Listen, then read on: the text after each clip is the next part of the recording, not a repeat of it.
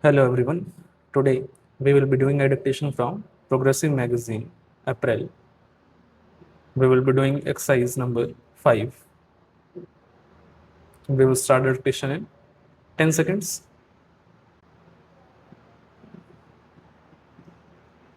Five seconds to go. Start.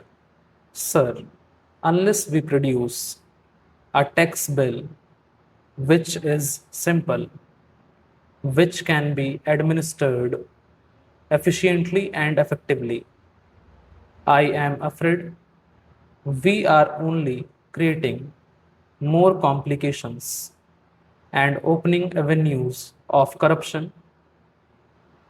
I am sorry to say our legislations are always drafted in a manner which will give discretionary power to some people. I can submit a general argument that every discretionary power vested with any government official is always used in favor of the influential and the rich.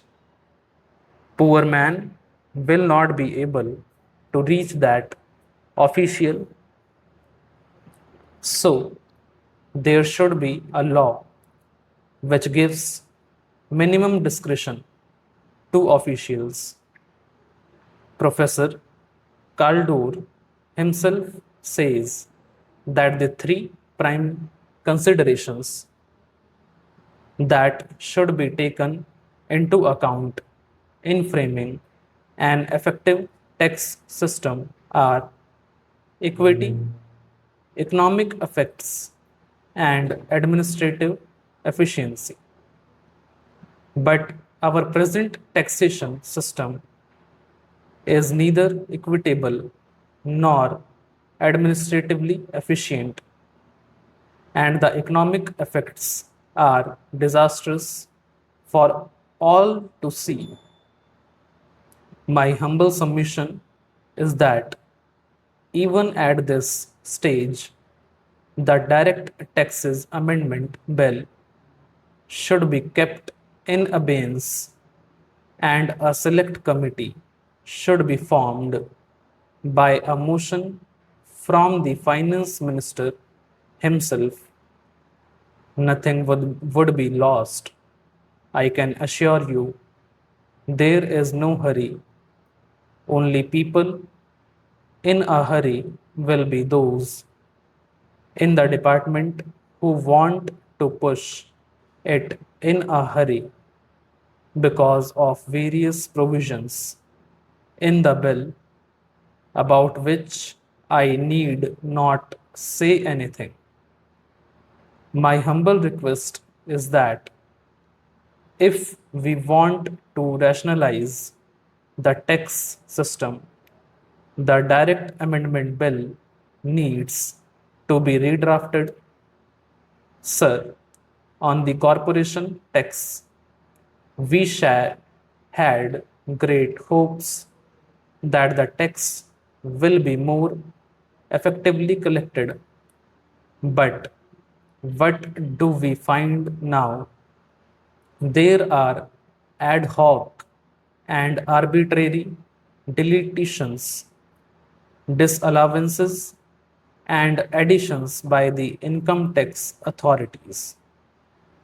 You promised a simple tax bill in the long term fiscal policy.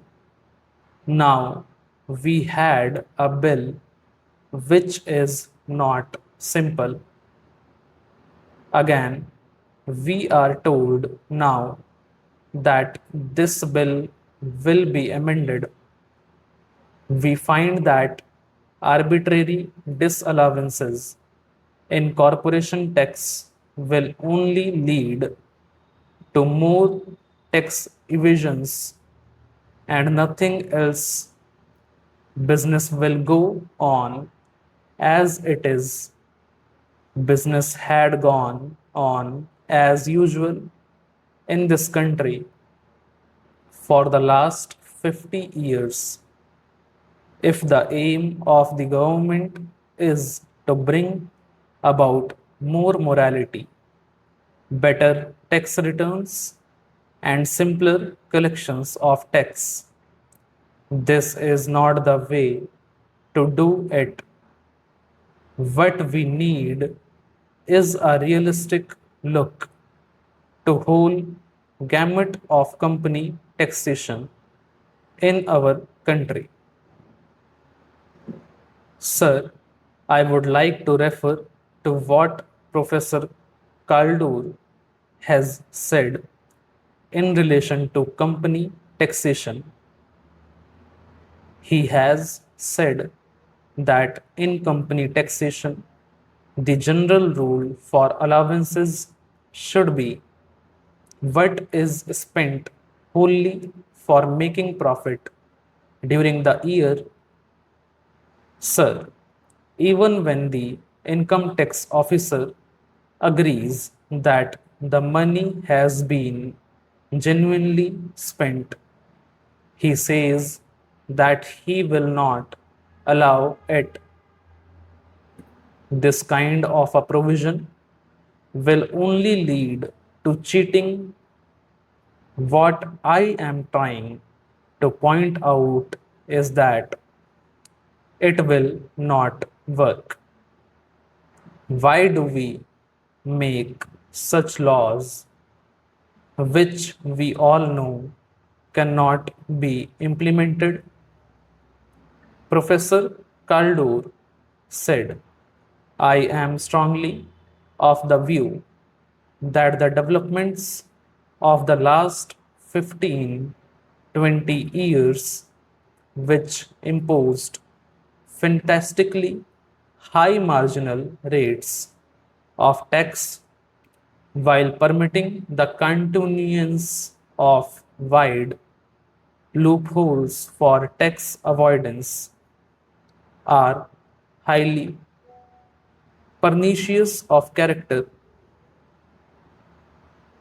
As Henry Simons said before the war, that the whole procedure smacks of a subtle kind of moral and intellectual dishonesty.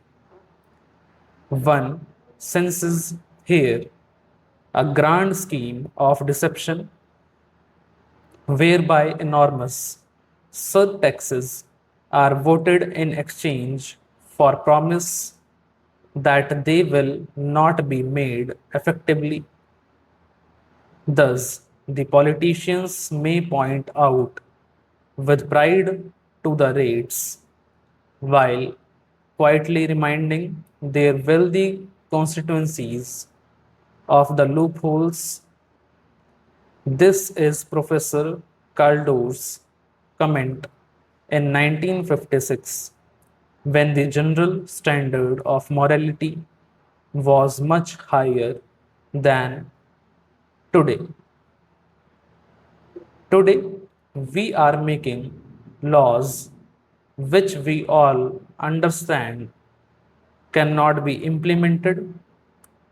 Today, we are giving powers to an income tax officer to straightway make a difference of crores of rupees. There is no correlation between the status of the person who enjoys the power and the freedom power that he yields. There is no correlation.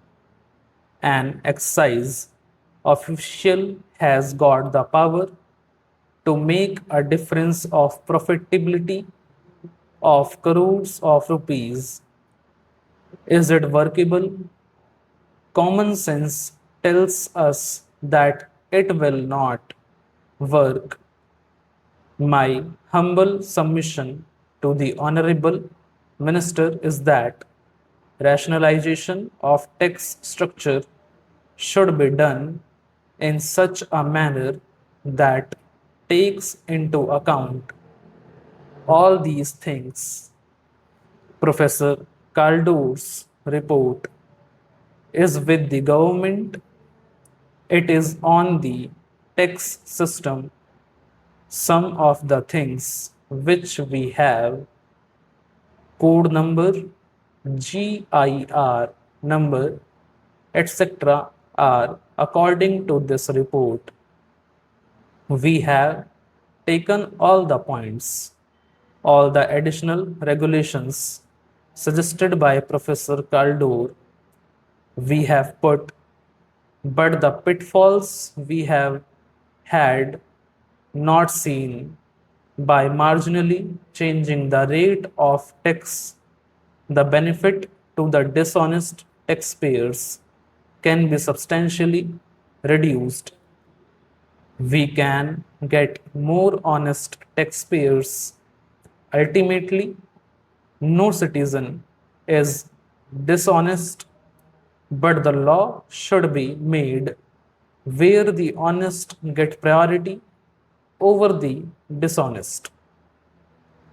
The law is made where it is easier to pay taxes to treasury.